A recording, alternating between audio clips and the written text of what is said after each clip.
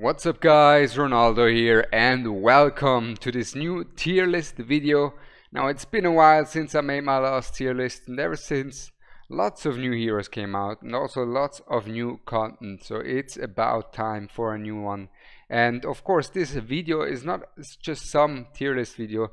No, this video is part of a bigger series from some of our war content creators, me included, a relay series where Moonton invited a few content creators to make a relay series, and basically Cold Brew started it off with his first video. Then now I am his relay, and after me there will be a video of war guides. Link to his channel is gonna be down in the description below, and he will also make a relay video. Basically here you get the overall review of all the legendary heroes, and afterwards War Guides will make a relay video on certain characters that you must build up for certain pieces of content, so go check that out as well. Other than that, about myself real quick, for the guys that don't know me, for the people that don't know me, I'm Ronaldo. I've been playing this game ever since launch, and I've beaten all the content there is at this point of the game. Therefore I believe I have a good understanding of the meta and what's good and what not. And of course at certain characters you might have a bit of a higher or a bit of a lower opinion of them, but don't just write down in the comments down below, oh, Vierna better, right? Or I believe Vierna should be higher up because of this and that, or Vierna should be lower because of this and that. And I also been testing all of them heroes in the game, literally every single one of them. The ones that I don't have I tested on the test server, so I believe I have a pretty good understanding of the meta and who's good and what not. In terms of placements, versatility is gonna be rated extremely highly, endgame viability is gonna be rated highly, and are there replacements available? For example, one unit that has jumped up the ladder, for example, is gonna be Valkyra, right? We're gonna put Valkyra here into our S+ category, so quite high up. And the reason for that is not only is she quite versatile and can be used in many different content, such as the Codex, Gear Rate 1 and Gear Rate 4, but mainly in Gear Rate 4 her replaceability is quite low, right? Which bumps her up really high, because if you have her, it makes the fight really easy, because the only one who can really exactly do the same as she does is Thallen, right? So there's not many replacements for her spot. Of course a Vierna is gonna go there as well, but we're gonna talk about Vierna later. So as you can already see, Valkyra and Thallen both S+ tier, and I believe actually Valkyra is gonna be a bit better than Thallen. They do similar jobs, they're in similar content, useful. But Valkyra, from my testing, has been having an easier time for Gear Rate 4 clearing the top side, and in Gear Rate 1 she can also hit the boss, making it possible for her, in combination with Ardea and one more epic legendary fighter, to just 3-man Gear Rate 1 stage 21. I made a video on that, just 3 fighters clearing stage 21, which is amazing. And her magic vulnerability is amazing. We go take a look here at the kit, because there's quite a few things that I think have been overlooked, especially at the beginning from Valkyra, that make her actually really strong. And because she has a lot of things going on, right? Now her thing that she has going on is a magic vulnerability. Amazing stuff. The other thing she has going on is her ultimate is really strong. Not only does it increase her damage by a large margin, it also increases her range up to 2 tiles if she has a shield during it. And if she has a shield during it, the damage increase is gonna go nuts. And then the third thing that is gonna be amazing for her, and is gonna be a breaking point for Valkyra, is that Sword of Victory. This game is really based on attack, which is why you're gonna see the #1 pick is also having to do something with how defense works. Most of you guys will already know our #1 pick. It's not a controversial pick for here that overall, but here defense works in this game as a wall basically. So if you have 10,000 attack and the enemy has 8,000 defense, you're not getting percentage damage reduction, but you get basically about 2,000 damage getting through, right? Just in terms of visualization, you have 2,000 damage go through, we can actually paint it. So I can show you guys how defense works and explain you how it works. This will make you understand some of these ratings of the heroes a lot easier as well. So basically this is going to be the defense wall 1 and this is going to be the defense wall 2. And then we will have our attack. So a unit that deals as 10k attack, 10, and then there's a unit that has 15k attack, 15, and the defense wall is gonna be 8, right? So this defense wall is gonna be 8, and then only 2 will get through here. And while this unit with 15k attack only has 1.5 times more attack, right, it will still make it that 7k will get through the wall, which is more than just 1.5 times the attack, right? So you might think, oh, 1.5 times the attack is 1.5 times the damage. No, 1.5 times attack is more than just 1.5 times the damage, which is why attack is so valuable in this game, and which is why I come back to the Sword of Victory here from Valk is so strong, because she is able to get 40% extra attack. So 40% extra attack, if we take a look here, she has 4.2k base attack, and then 40% is going to be about 2000, bit less maybe, and then she gets up to 6k attack, which is really high for a magic damage dealer. And then on top of that she has an revive as well, which is actually quite handy for some places as well, and reduced arena cost. But mainly what makes her amazing is her range, her vulnerability, her damage itself being strong as well, and having that attack increase that makes her actually be able to deal such damage. Now quickly for Thallen's case before we move on, he basically also has an amazing magic damage reduction, magic resistance reduction, deals quite a lot of damage during his ultimate. And Thallen also has a similar job to Valk. They're pretty similar. I just felt like Valk had an easier job dealing with stage 6 of Gear Dungeon, which is why I put Valk higher up there, because she has a long uptime on her ultimate. But of course Thallen is amazing as well. His ultimate can reach extreme lengths as well, and he's just a great AoE magic damage fighter. And also guys, before I forget it, the different tiers explained real quick. Basically God tier, they have to be endgame viable and extremely versatile at all of the endgame stages of the game. It is just really hard to get in here. Z tier is amazing units. S tier are also really strong units. S plus I mean are also amazing. S are strong units. A plus are strong, but you could have better. A is not so much. And then mainly the wet noodle is if they hit like a wet noodle, right? If they're just not it. Now to continue with some AoE magic damage, I have Kria here, and I have to say Kria is around A minus, A or A. The problem with Kria is that she may have gotten a buff, but if we take a look at her, the thing is her damage just doesn't compare to some other units. I can show you guys, I have her in my list so you can see the skilled up numbers as well. If we go to mages here real quick, we have her A1 Kria, right? And if you take a look at her numbers, her multiplier is basically her ultimate. As you can see, it's a low cost ultimate, but it's 3 times 200% AoE damage, right? And a slow on 10 enemies. Now it's low cost, right? But if we take a look, just take a look at the numbers.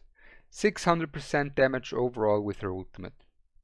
Now let's go to the king of AoE damage, magic damage, Khamet. 400% AoE damage with each auto hit for 20 seconds. So there's levels to this. There's levels to this, which is why in damage comparison she can't keep up with the top tier magic damage units. She got some buffs. She got, when her A1 is in there, some anti-healing, but her anti-healing from my testing hasn't been that consistent, because the main problem with Kria is that the Stormcrows, her kit really relies a lot on their Stormcrows, and the reliable way to get these Stormcrows is by killing enemies. And her damage is not high enough to kill these enemies, which is why if you put her together with another strong mage, her damage ramps up a lot, because with the Stormcrows spawns when you defeat enemies, right? And with each Stormcrow on the field, her damage ramps up. So in conjunction with the top tier mage, her damage can actually really go up there, but the problem is even then it's still a lot lower than from the top tier mages, and on top of it, on her own, she's just not getting these Stormcrows out reliably. Especially you can get up to 5, and it's really hard to just have her be used to her max potential, which is why unfortunately she's still on the lower end of the magic damage dealers. Now another lower end unit is gonna be Imani. Now Imani, she at least got some value through Codex nowadays, but even though she got a lot of value in Codex, other than that she doesn't have a lot of value. And I'm not one to say Codex is something I value a lot in this tier list, because it's not really that much of a progression thingy. It's not gonna be like a make or break type of thing.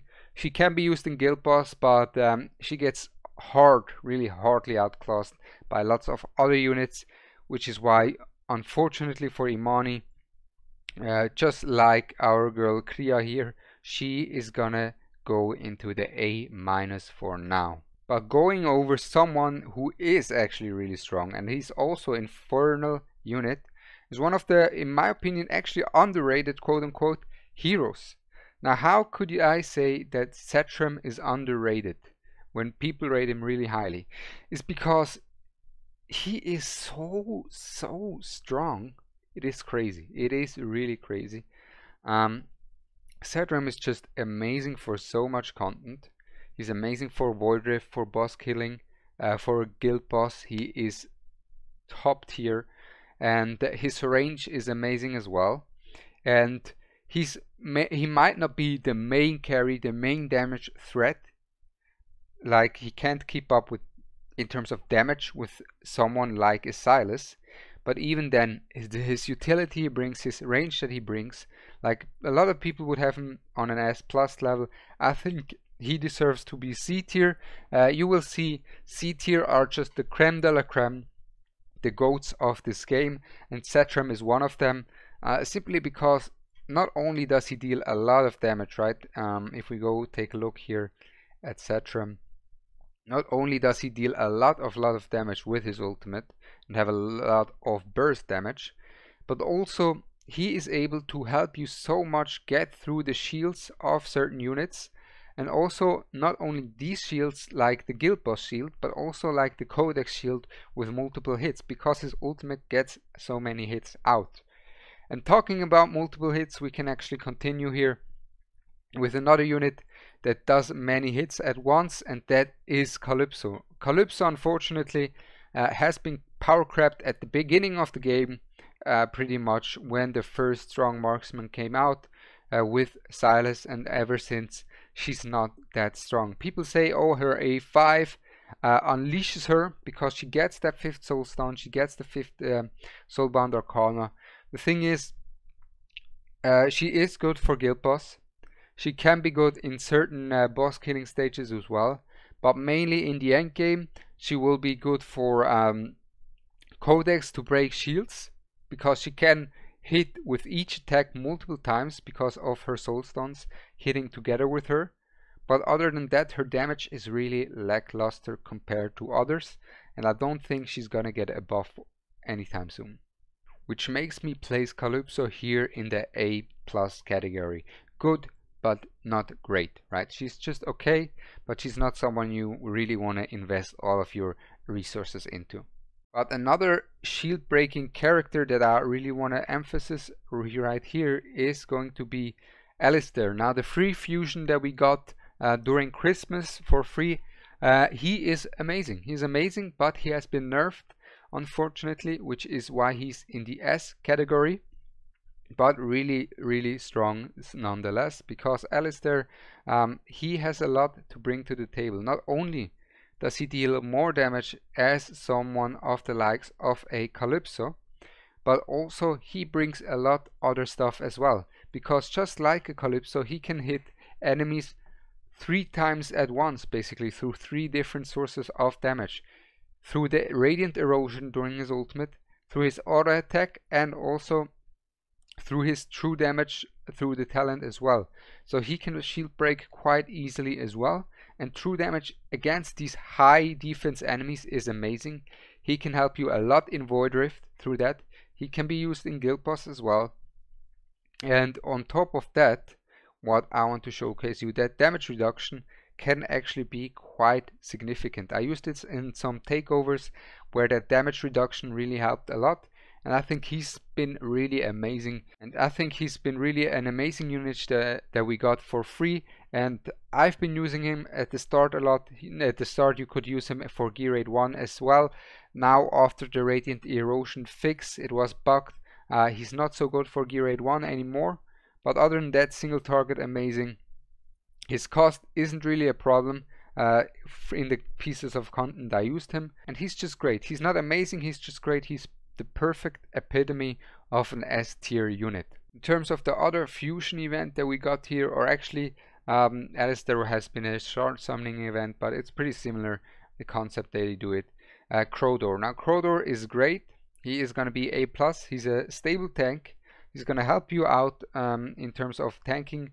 He is quite tanky. He can block a lot, especially in Codex. He's going to be really valuable as well, and he will mainly be strong once you actually use this. So I've been doing my tank showdown, some of you have seen it, right? And he really mainly relies on this talent right here that gives him more damage reduction when there are units adjacent to him. And if he has 3 allies adjacent to him, he becomes extremely tanky and can actually be quite viable for you to just have a strong tank. Because let's be honest here, a lot of these epic tanks, they're strong, but in the new content they will fall, and Krodor will be standing strong, unlike some of the other free-to-play options we got. And then another tank that I want to put into the list right now, who is a cut above Krodor, but who is a really common one, is gonna be Regulus. Now Regulus is one of the more common bucket heroes, yet he is extremely viable for multiple reasons. So not only does he have the strongest defense in the game, the highest defense in the game, with 4.2k.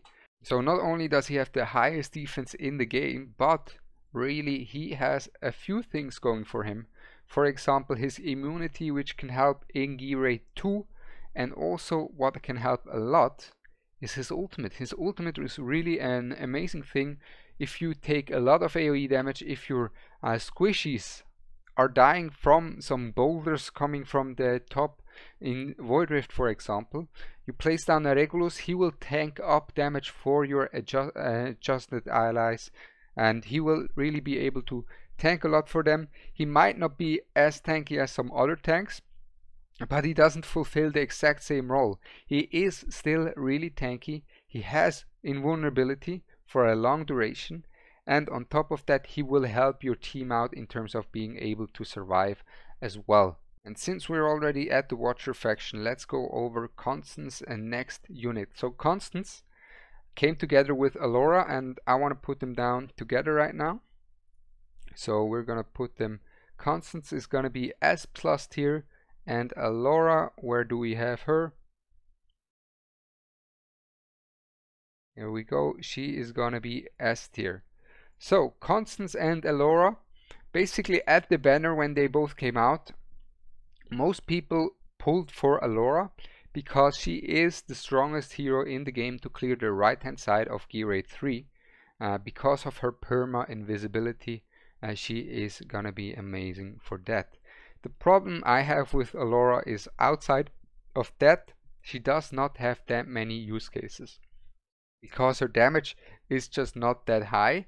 And what I don't personally really disliked about her is that you have to use her with a Watcher bonus to be able to deal with the right hand side, with a Piercer bonus to deal with the right hand side of the Gear Raid 3.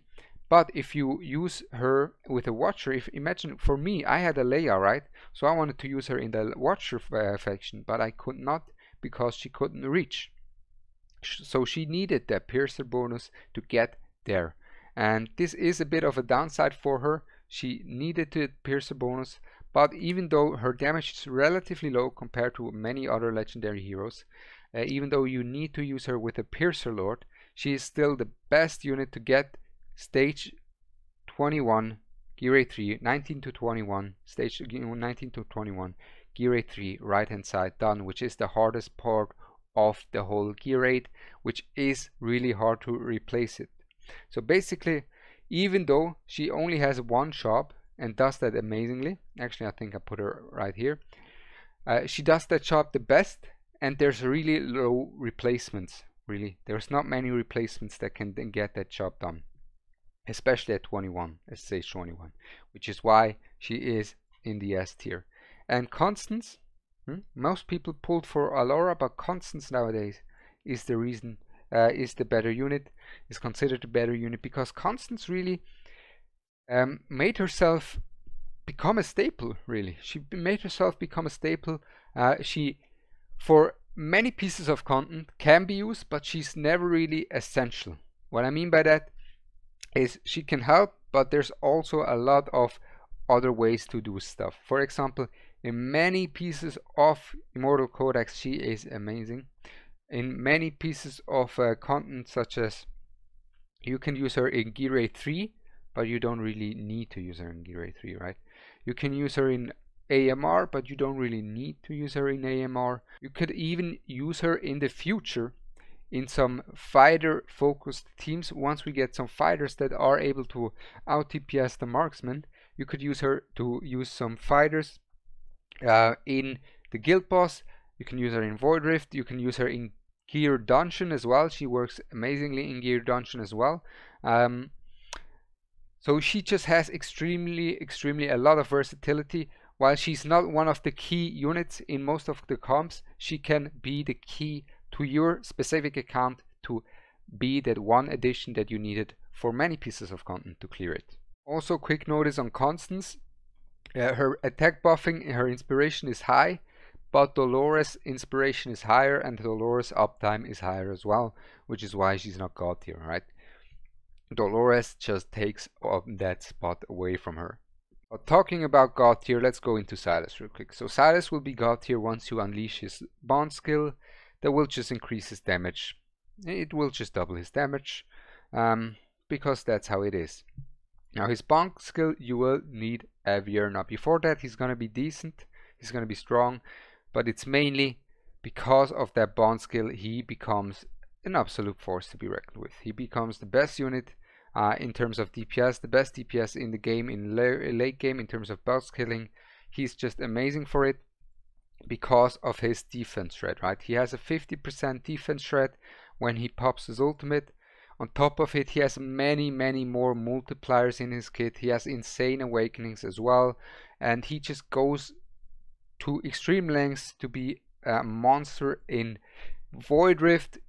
And the good thing is, in many pieces of content where other DPS will need a Dolores to get their damage up, combined with their ultimate to deal damage to the boss, he doesn't really need the Dolores because of its defense threat, but with the Dolores he gets even stronger.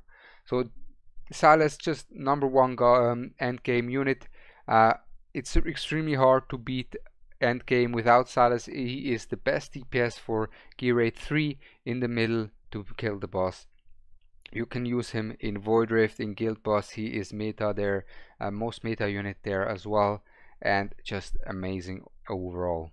And he's that amazing that Moonton decided to lower his drop rate from the legendary. So they lowered his rate, which just shows his strength. And since we're already at the god tier unit, let's put in my second best unit in the game, or third best unit in the game. There's gonna be one epic that is above them in my opinion, but my second best legendary in the game, there is an argument to be made for Elowyn to be even better than Silas, because Elowyn has more versatility than Silas, right? Because Elowyn can be used in literally any piece of content, where Silas is not in every piece of content, but where he is going to be used, he's going to be the major unit. He's going to be the key to success, which is why we're going to place Silas still slightly above Elowyn, but there's for sure some argument to be made for Elowyn to be on par with Silas, because you can use her everywhere. I was so happy when she came out, and I said when she came out on that 10x banner together with Imani, right? Imani we have here. Even though we knew Imani is not going to be that amazing and Elowyn is God tier, I said that's an amazing banner. Some people said Ronaldo. I disagree because it's just Elowyn, she's just a healer. But I think I was spot on there. I was spot on because she brings so much to the table. You can use her in campaign, Void Rift, Guild Boss, Gear Rate 1, Gear Rate 2, Gear Rate 3, Gear Dungeon. You can use her everywhere. Literally everywhere. Gear Dungeon she makes easier tenfold. Gear Rate 3 she can be used. Gear Rate 1 she's amazing as well. And for Void Rift amazing as well, because not only does she apply some of the strongest thing in the game, which is Rage Regen for the entire map, for the entire team, but also she has a Wood Elf that you can place anywhere in the map, so she also has pretty much universal healing. She has really strong AoE healing and a debuff cleanse. A debuff cleanse that will be coming stronger and stronger as new content, as harder content comes out. And a cleanse, having a cleanse is just an extremely valuable thing, which is why in my opinion Elowyn easily one of the best units in the game, one of the greatest units to have in the game. And yeah, enough said. She is just amazing and will continue to shine throughout the game.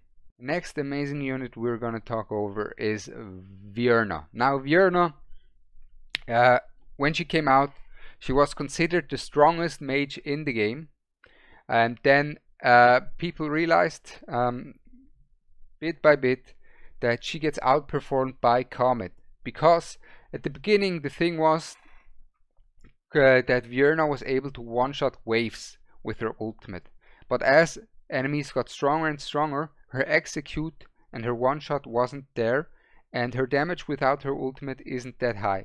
So she just has the one-shot, and if she's not able to execute these enemies, she's not going to keep up with the other AoE mages in terms of damage, which is why she has fallen down. But now she reclaimed one of the top spots here in the game with the addition of Gear Dungeon, because in Gear Dungeon Vierna is just so amazing, because not only does she have a crucially high range, she also is able to pretty much one-shot waves in the Gear Dungeon. She can be used at the same place as a Valk in Gear Dungeon in the top corner, but you can also use her in the lower corner. But not only that, she's going to be amazing for your campaign progression, for your Gear Rate 1 as well. She's going to be super strong there as well, and also for Gear Rate 2, right? So she's extremely good in the gear rates, extremely good for progression, and now in the Gear Dungeon as well. Just an amazing AoE mage. And if you consider, now I'll rate her just as a unit, right? This is an important notice for Vierna that I want to tell you guys. I rate these units just as the units that they are. But if you rate Vierna, in your back of your mind, you think of the bond skill that she gives Silas in terms of having a Vierna and the strength of a Vierna, right? To have a Vierna is to have God tier, because of the bond skill for Silas.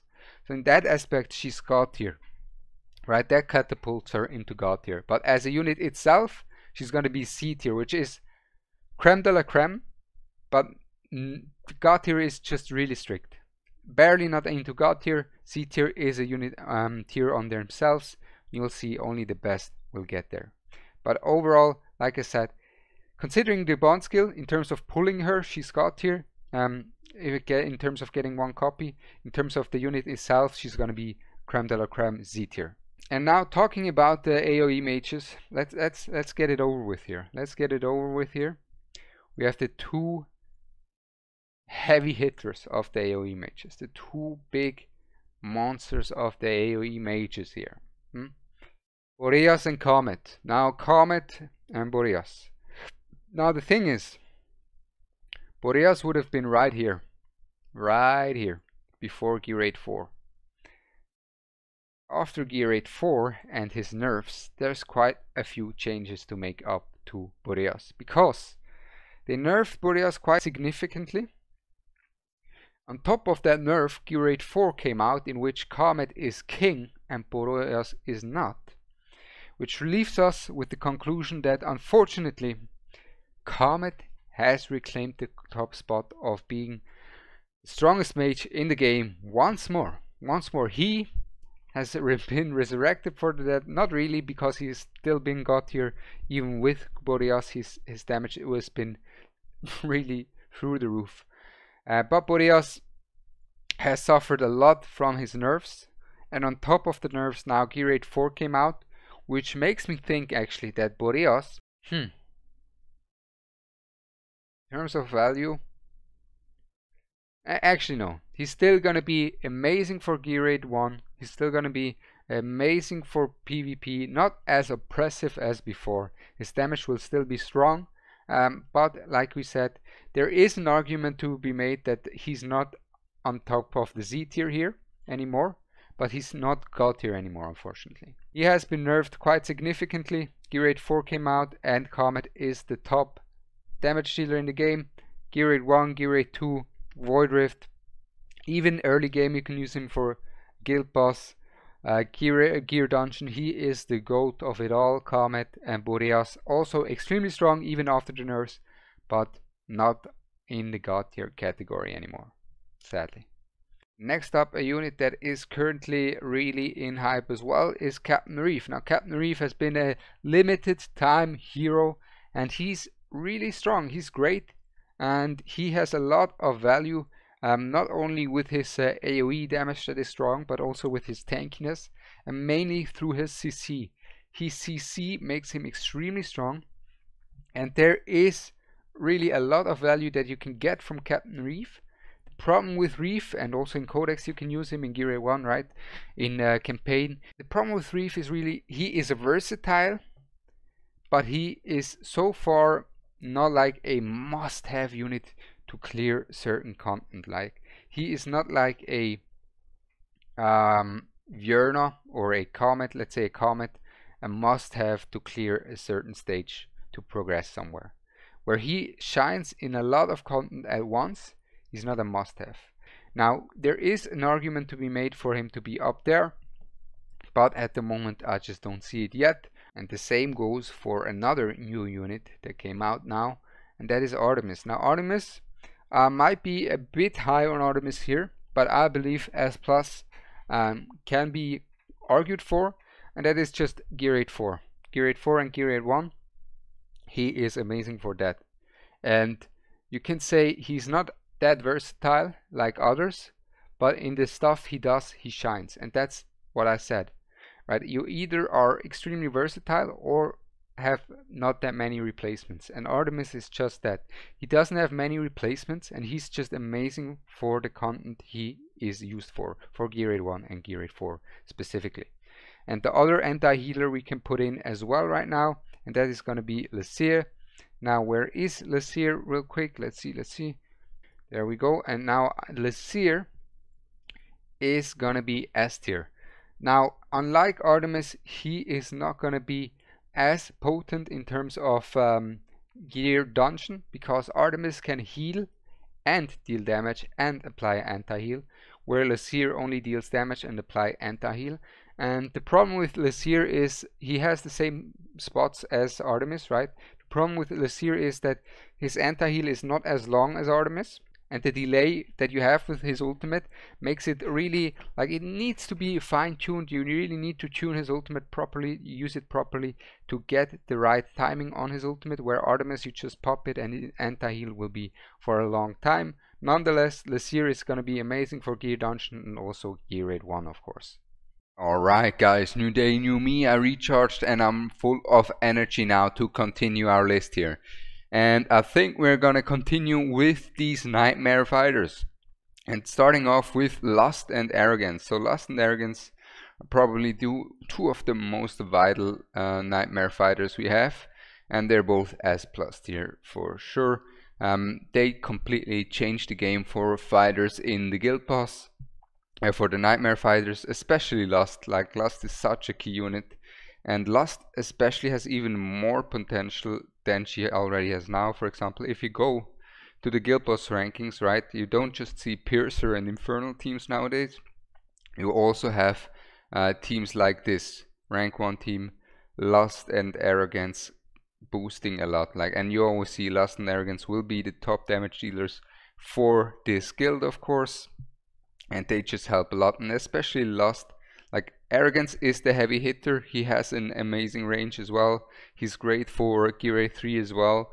Whereas Lust just brings a lot of utility for the team. A lot of rage regen, right? You can just calculate it pretty much. So she has a 4 times hit during her ultimate and a 2 times whip on her normal. So let's say during her ultimate she has a 4 times whip, right? And if her target is a nightmare unit, she has a 20% chance, to restore 10% rage for that nightmare unit, and that's huge. These nightmare units, they have the rage back up so much, and rage is one of the most valuable things in the entire game. And to be able to be a heavy hitter, to have such an amazing bond skill as well for Arrogance, is amazing. And then to bring utility on top of that while having an amazing range, she's just really potent, really valuable. And definitely she catapulted the entire faction up a tier pretty much. So she and Arrogance are S+, and especially you have to imagine you can also try to cheese at some point, right, where she is giving the entire team rage, right, the Nightmare Council team rage. But what if you at some point get like a Valderon for nightmare units, and then you just place her in a way that she can only whip that Valderon, quote unquote, for nightmare units, that one heavy hitter, and this way that one heavy hitter will always be the one be hit with the increased rage and will have such insane rage. I don't know if you can follow me on that, but I think you can. And then she's gonna be even stronger than that, right? So she's amazing. You know, usually a DPS can get power crept, but a DPS that has amazing utility as well is something that is having a lot of longevity. Then following up with the other nightmare fighters here, Salazar, Lugaru, and where do we have her? Valeriya.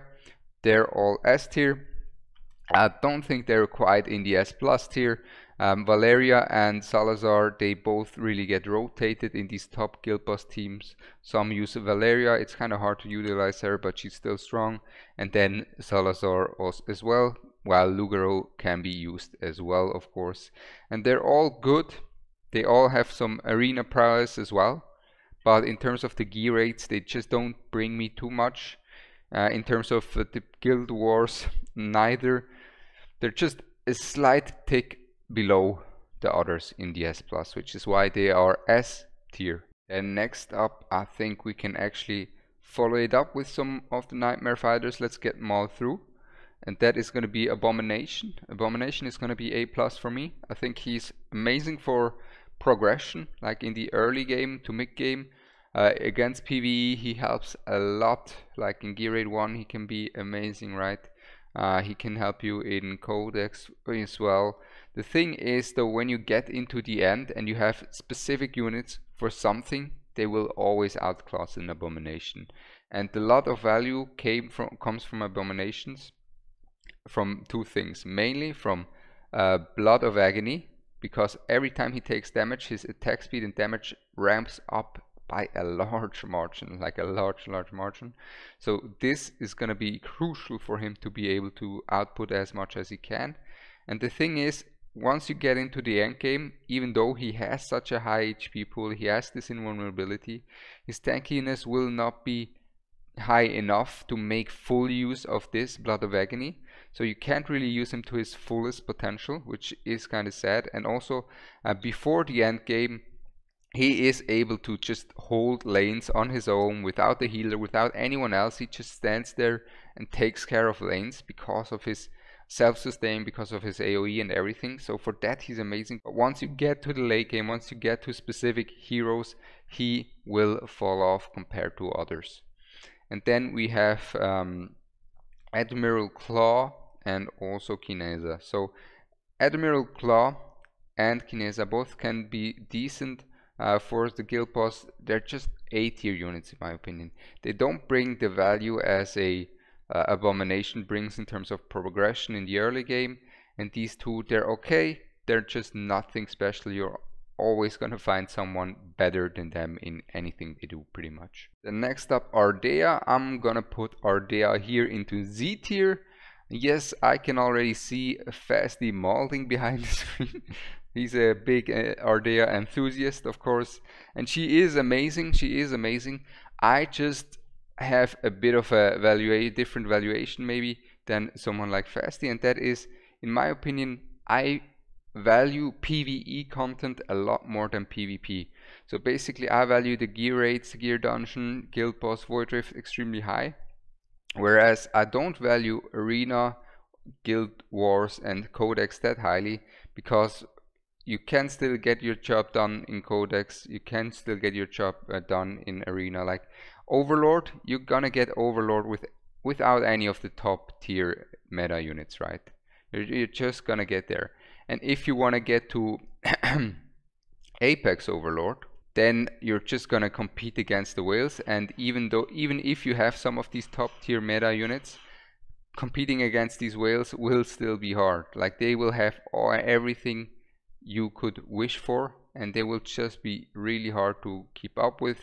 And the codex is also not highly rated compared to the other stuff in my opinion, which is why if you compare her to others, right, she is amazing for the codex, she's amazing for arena, right, she's really strong for PvP, but she doesn't bring me enough in the gear rates to really put her in God tier, right?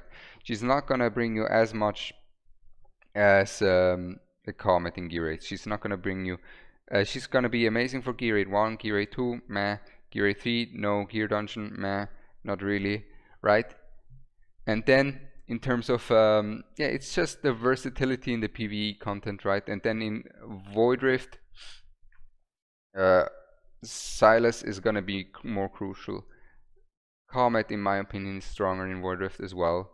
And Elowyn just has this insane versatility, like she has a completely different role as well, which is why I put Ardea in Z tier, and definitely not God tier in my opinion. And for those that don't know, like, why is Ardea so good, I can show you guys real quick. And that is mainly like her multipliers are strong and her attack is insane. Like we talked about how valuable attack is, and her base attack is so crazy. It is really, she doesn't really need an attack buffer to perform well. She performs well against high armored enemies because of her attack is so high, and that's what's making her so special, right? Then next up, let's go through a bunch of these marksmen here that are supposedly doing the job for gear rate 3. So we have Nyx, we have Razaak, and we have Kai.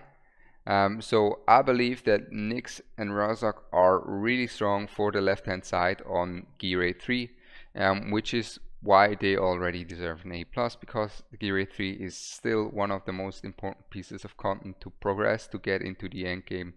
And there are amazing options for that. Nyx probably a bit, in my opinion, the best, because also her artifact is just crazy. It gives her a lot of penetration, which is amazing, but his artifact is good too. So Razaak and Nyx, they're pretty much on par with one another. Razaak with his burst can also be used in gear rate 2, which is amazing. Now Kai is just not as good as these two for the left hand side. And then the last out of these marksmen that we will have is gonna be Pelagios, but Pelagios is gonna be in the S tier for me, because Pelagios brings a lot of utility as well, right?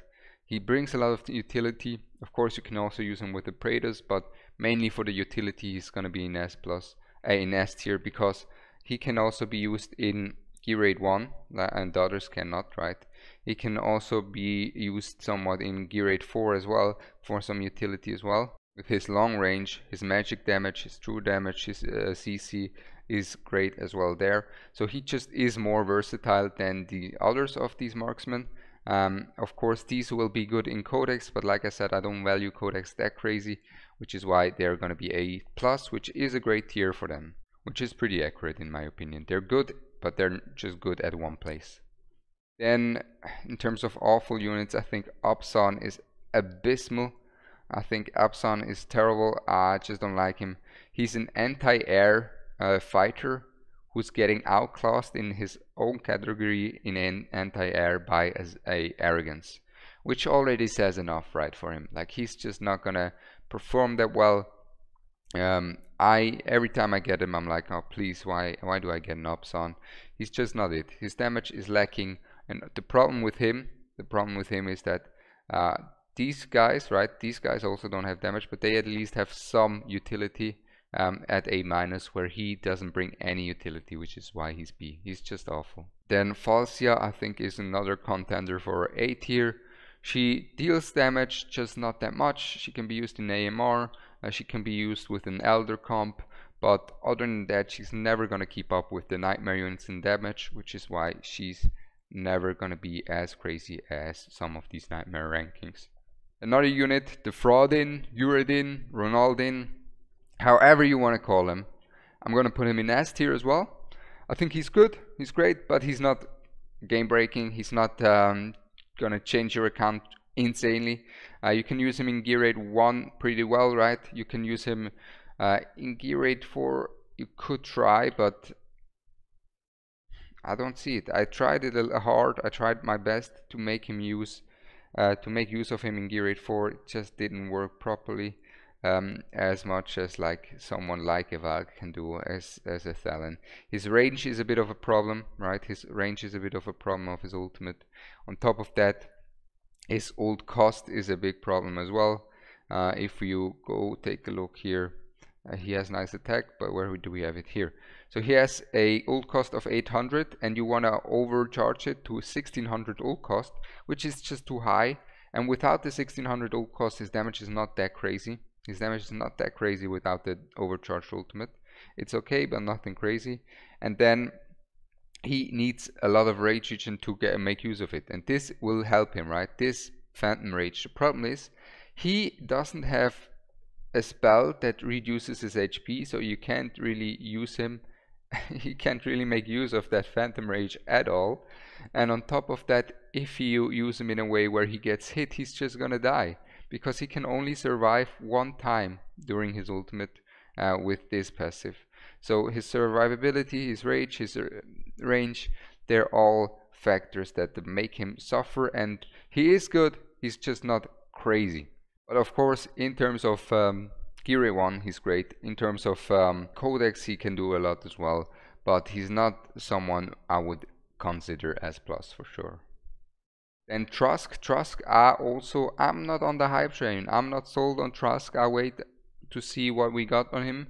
I think he's good. He deals some damage. He can tank, but he's not as tanky from my testing so far as a Broke here. So we're gonna put Broke here after as well. But Trusk, he is tanky. He can deal some damage, but I think once you get someone like a Dolores for defense that increases defense by a large margin, then Trusk's damage will skyrocket. But before that, in my opinion, Trusk's damage is neglectable compared to someone like a Khamet, and this is really what you have to compare it to, right? This is what you have to compare it to. He's going to be A+. I'm not fully sold on him. He is not as tanky, nor is he as strong in terms of damage dealing as others. But of course, Codex, he can work, AMR, he can work. He's still a solid tank. He's A+ with some potential to S tier, but I don't think he's going to be enough for S+. Then we said it before, right? Broke here, in my opinion, is S+. Still, I think he's the strongest tank by far in terms of tankiness. He can just survive so long. You can have him survive without a healer for an eternity, right? Because the way you can use him basically without a healer, guys, and that is actually something I did in some stages in the Void Rift, where I didn't have enough space. You can only bring 8 units, right? And I didn't have enough space to bring a healer, and then I just did broke here, because some Void stages have anti-heal anyways. And who's gonna survive when there's anti-heal and you don't have a cleansing healer? Broke here will, because Broke here's ultimate, you can just pop his ultimate, he will survive during it. Afterwards, he will survive through his unkillable buff, and after that his ultimate will be back up again, which will make him survive again, right? So he can just stall so much time and be so tanky. Of course, he's amazing for gear rate. Can I say it? Gear rate 2, you can use him as a tank or as an unkillable unit. On top of that, Broke here is amazing for, guys, now hear it, Codex. That's right, for the Conqueror Codex, Broke here is being used in front of Cerberus to keep Cerberus alive, and this way Cerberus will be able to just output so much more damage, and is used by so many teams in the top 100, and that's crazy, right? Top of that, AMR, Void Rift, he's just amazing as plus unit, even though he's just a tank, and tanks are not that valuable compared to a crazy DPS, but still he is that valuable. Then a unit that got strong buffs is Razaak. I tried him. I did make after his buffs, I did make a video on Razaak versus Silas DPS showdown. The problem I had with Razaak is that the DPS showdown was pretty one-sided towards Silas, so I thought I'm not gonna upload that video because just Razaak got capped. But Razaak is amazing when he can make use of his low HP, right? If he is able to survive on low HP, he's gonna perform extremely well with a lot of attack speed. So in stuff like Gear 3, he's amazing. In Guild Wars, he can shine as well, and also in Arena as well. So he is A+ with potential to S if you value PvP a lot. In terms of PvE, I'm gonna put him in A+. And also in stuff like the Void Rift, he shines well. And actually, now that I think of it, we have the Nightmare units up there as well, right? S tier should be fine for Razaak. I think S tier is justified for him. Next up, Elowyn. I think Elowyn is going to be A+ tier. She's good for Codex. She's a good healer. Has a lot of healing. I think what has a lot of potential for her is going to be her artifact that might come in handy at some point, and that we can take a look at real quick. So we go to Forge, exclusive Forge. Let's take a look here. Where is her artifact? It should be here. Alright, Crescent Totem. And that is, she gains invisibility and attack speed after 60 seconds after deployment. Mainly the invisibility, I think, can have a lot of potential for some hard Void Rift content, for some hard content in the future. But for now, she's just a great healer. But other than that, she's not really needed, right? You rather have someone who buffs your team like crazy than Elowyn. And the buffer like crazy, right? Let's go through a buffer like crazy. And that is Durza. Now Durza, I'm gonna put right here on top of S tier, on the verge to S+ actually. And Durza is someone who has been under the radar, and he is actually quite strong. If you don't have a Dolores, you can use Durza as a Dolores replacement. He's amazing. He is truly amazing, because a lot of people read his ultimate and saw, oh, he gives your team how much at max ult? 90 attack speed? That's embarrassing. That's embarrassing. But what he also gives your team is vulnerability, right? Magic and physical damage vulnerability. On top of that, he gives this, and this is the big thing, Cursed Infusion, is that he gives a damage increase of 50% to your team. And that damage increase, I tested it, it's not written here, but it is just these 10 seconds of his ultimate.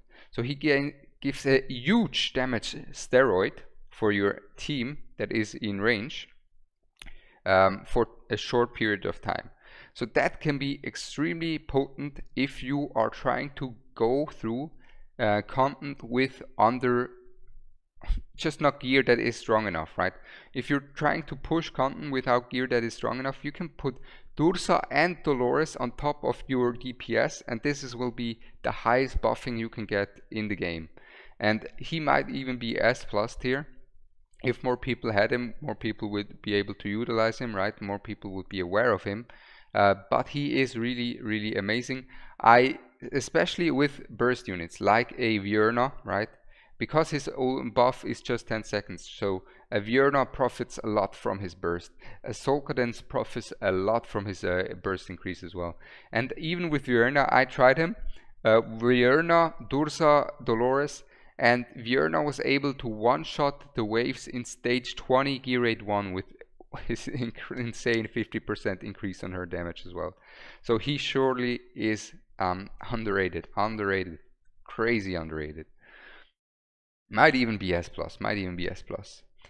And then for Carnelian, she's gonna be S tier. She is S+ if you are a whale, if you have a lot of chaotic units. If you don't, she is gonna be A+ or A. You can use her for gear 8 2, you can use her for some cheese strategies, also for Cyrus. But I think she's a solid S tier. She brings a lot of unkillable to your team, which is mainly synergy with the chaotic unit, right? And then a bunch of healers like Yunim Oin, I can't spell it. Eunomia, she's gonna be S tier. She brings a lot to the table, right? She brings cleansing, she brings strong heals, she brings attack speed, she brings a lot to the table.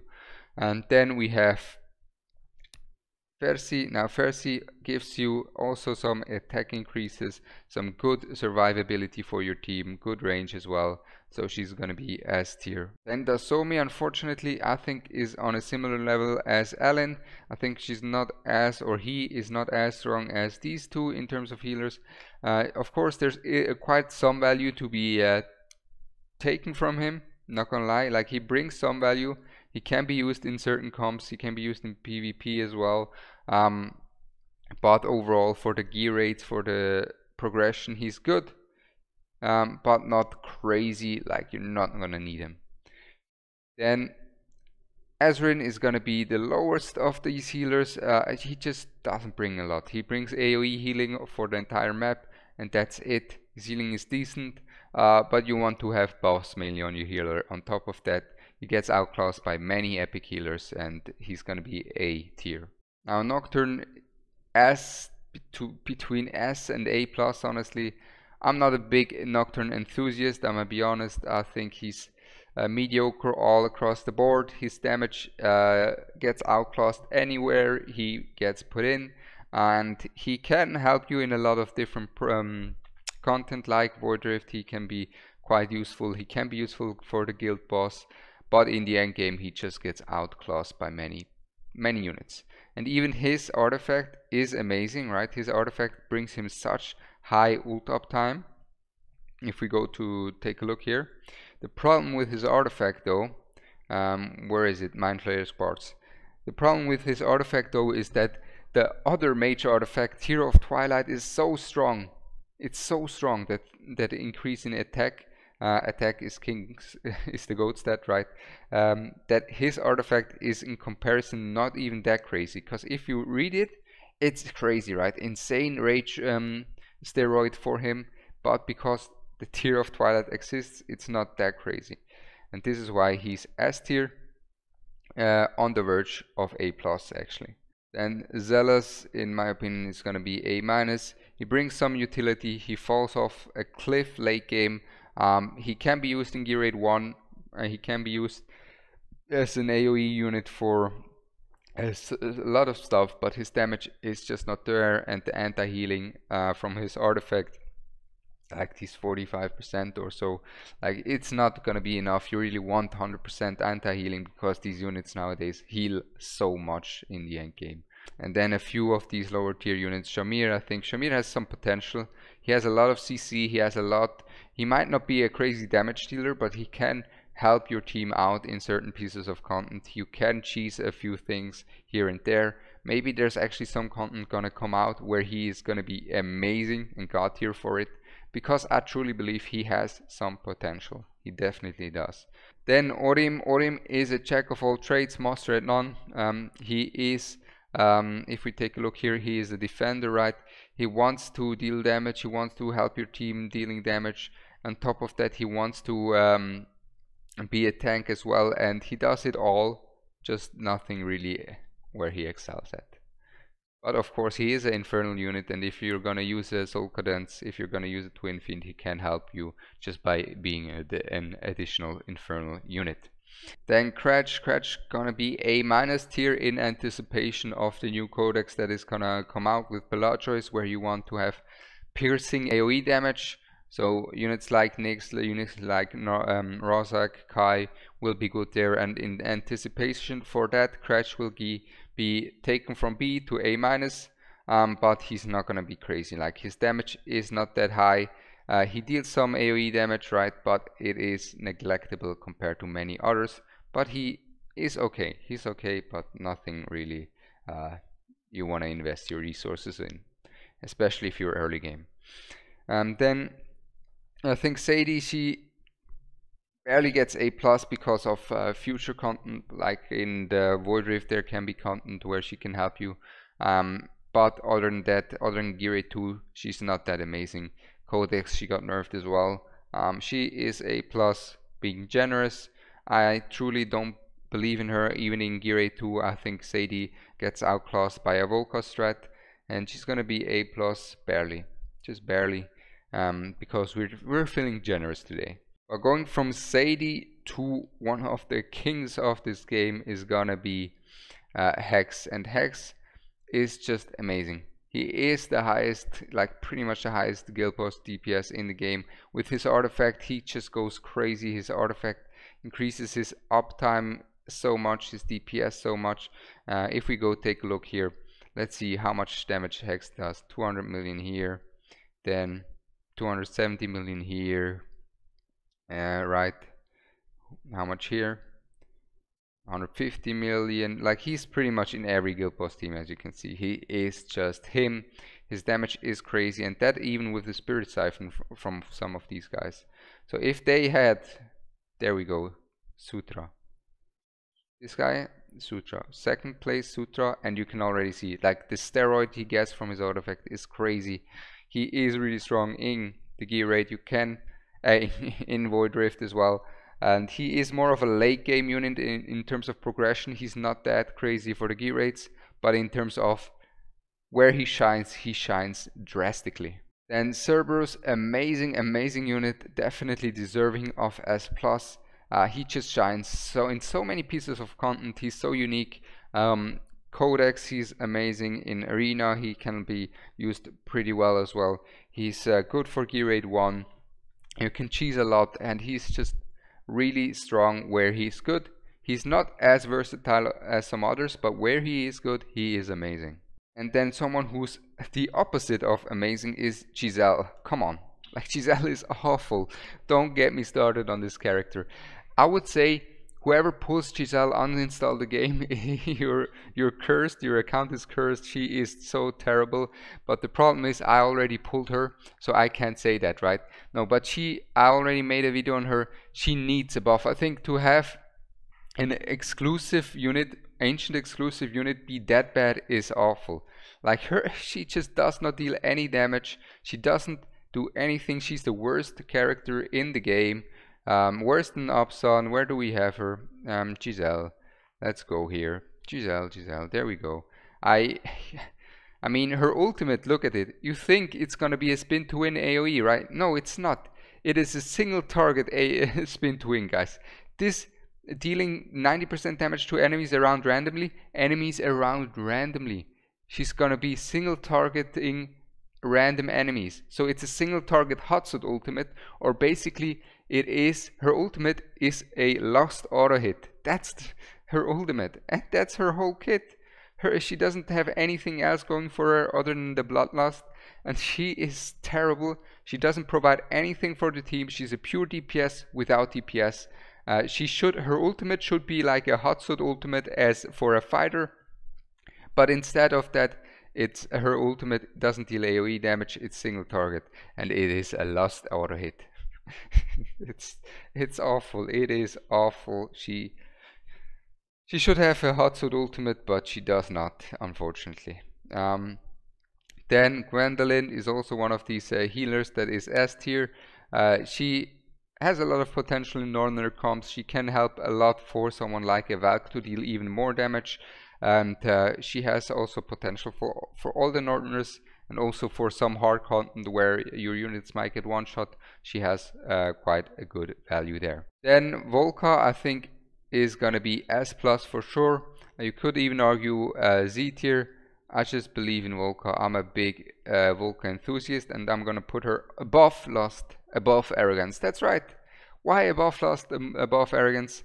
Like I said, I value a lot as well progression with the end game of the gear rates and also Void Rift. And if you take a look at Volka's versatility, it is crazy. Like, Volka's versatility is just insane. If we take a look here in the end game of Volka, without even the buffs, right? People still use her hitting for 103k blood, right? People still use her just for the rage cycling, right? With Laurel in the top teams, right? Some people still use her. Here's another Volka, here's another Volka. So in Guild Boss, she's amazing for the rage region comps, right? For the rage cycling. Then for AMR, she's amazing. For Gear Rate 1 for cycling, she's amazing. I used her Gear Rate 1 stage 21. For Gear Rate 2 stage 21, she's the best option in the game. Then for Gear Rate 3 stage 21, she can be also used, especially in conjunction with a hot suit. Then for Void Rift, she can be also used, because in Void Rift I did some takeovers where I used her specifically to get fast respawn timers. I already mentioned it a bit with the broke here, right? Basically, the way I did it is, instead of a healer, because some Void Rift stages have anti-healing, where your healer won't be healing, and if you don't have an Elowyn that can cleanse it, you can just use an unkillable tank, place him down, tank the first wave through his unkillable buff, and then thanks to Volka, you can take him out after, and he will be back once the next wave comes. Only thanks to Volka. That helps against the Zalim boss. You can try it against the Zalim boss in Void Rift as well. So Volka could actually be Z tier, in my opinion. She could be Z tier. She's just so versatile and endgame viable, especially once you get into the endgame. You see how much potential her A1 does. For the people that don't know about her A1, you get it for free. You get her for free, plus her A1 you get for free as well, and that is redeployment time minus 25%. And it's so strong. It's so strong if you know how to play around it. That's the major thing, if you know how to play around it. Then we are on our finishing touches, and we have a few interesting heroes to go.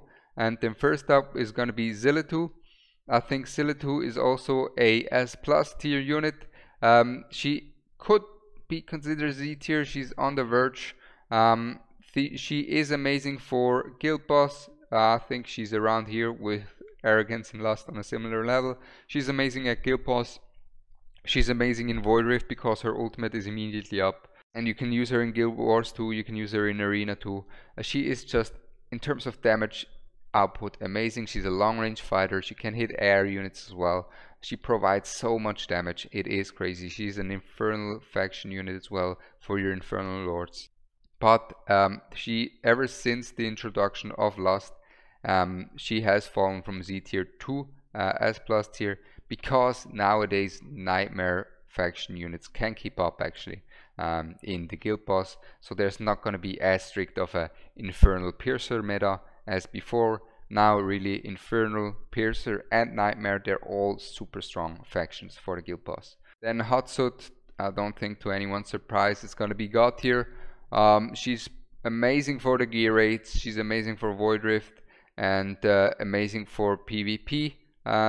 She is really strong if I would consider PvP more, I think like it would be something like this.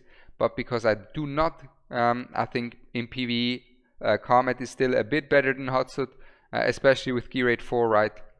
Or Gear Dungeon. Whenever I say Gear Rate 4, I mean Gear Dungeon, guys. But she is one of the God tier units, one of the only 4 God tier units that we have here.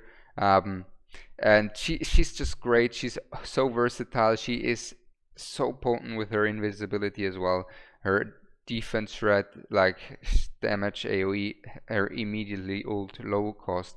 She has so much going for her, right? And we all know how good Hatsud is. Then Kaede, unfortunately, I have to put him in A minus, maybe A. I heard once you get his artifact he can be decent, so we're gonna put him in A.